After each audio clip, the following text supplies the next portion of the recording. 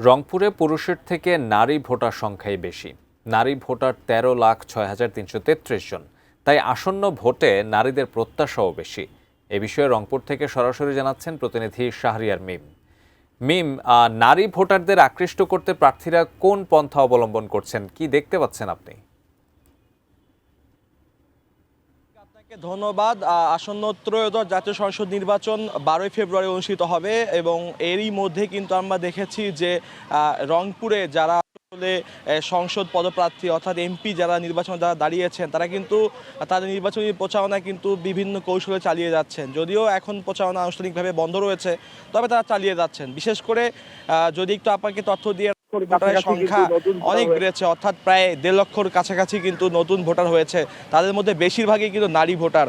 তবে নারী ভোটারদের আকৃষ্ট করতে প্রার্থীরা বিভিন্ন কৌশলের কথা বলছেন, তারা বিভিন্ন বিষয় তাদেরকে প্রলোভন দিচ্ছেন, তাদের যে নির্বাচনী যে তাদের যে কৌশল সেটি কিন্তু চালাচ্ছেন। আমরা যদি এই পর্যায়ে একজন নারী ভোটারের সঙ্গে কথা বলি যে আপনি আসলে কেমন প্রার্থী চান বা তাদের কাছে আপনার প্রত্যাশা কী?